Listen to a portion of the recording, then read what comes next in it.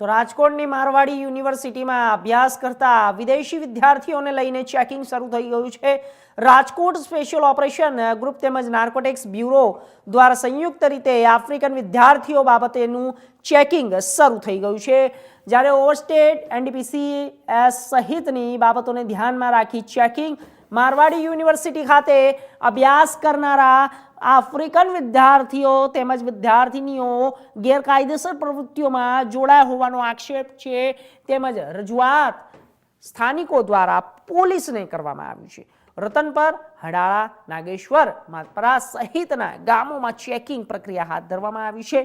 2 African યુવતીઓની પોલીસે અટકાયત કરી વિઝા પૂર્ણ થવાનું પ્રાથમિક તારણ સામે આવ્યું છે। આજુબાજુના વિસ્તારની સોસાયટીઓના રહેવાસીઓની અવારનવાર રજૂઆતો હતી કે વિદેશી વિદ્યાર્થીઓ અલગ અલગ પ્રવૃત્તિઓમાં સંડોવાયેલા છે ગેરકાયદેસર। જેના અનુસંધાને આજ વહેલી સવારથી ચેકિંગ ચાલુ છે ટીમો બનાવી અને હાલ સુધીમાં 150 જેટલા ઘરો ચેક કરવામાં આવ્યા છે।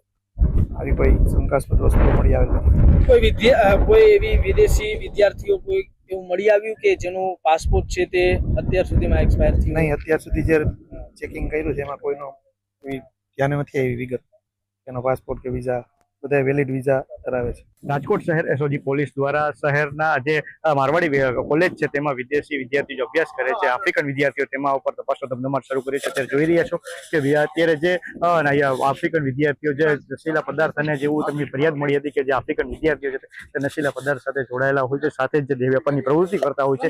ત્યારે આ જે અવારનવાર ગ્રામજનોની ફરિયાદ મળી હતી થોડા સમય પહેલા આ બાબતે રતનપરના ગ્રામ, હડાળા ગામ સહિતના ગ્રામજનોમાં સાથે જે વિદેશી વિદ્યાર્થીઓ છે તેને મારામારી પણ કરી હતી। ત્યારે સમગ્ર ઘટનાને લઈ અત્યારે રાજકોટ પોલીસ શહેરની જે એસઓજી શાખા છે તેમના દ્વારા તપાસ ઝુંબેશ હાથ ધરવામાં આવી છે। 150 જેટલા જે મકાનો છે જે વિદેશી વિદ્યાર્થીઓ જે રહે છે જે નોર્થ ઇન્ડિયાના નથી, જે એનઆરઆઈ છે તેવા વિદ્યાર્થીઓ તપાસવાની કામગીરી શરૂ કરવામાં આવી છે। હાલ અત્યારે પીએના જણાવ્યા મુજબ અત્યારે એક પણ શંકાસ્પદ જે વિદ્યાર્થી છે તે મળ્યો નથી, સાથે જે પાસપોર્ટ વેરિફિકેશન અને જે નશીલા પદાર્થો સાથે જોડાયેલા છે કે નહીં તેવા વેરિફિકેશન અત્યારે કરવામાં આવે છે। ત્યારે મહત્વની બાબત એ છે કે અવારનવાર ફરિયાદો મળતા અત્યારે વિદ્યાર્થીઓ છે તે આમાં જે પોલીસ છે તેમની તપાસ કરી રહી છે। ત્યારે હવે આવનારા દિવસોમાં આ બાબતે શું મહત્વના ખુલાસા થઈ શકે છે તે તો હવે આવનારો સમય જ બતાવશે।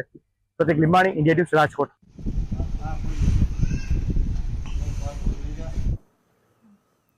વડોદરા શહેર ગણેશ મહોત્સવના રંગે રંગાઈ ગયું।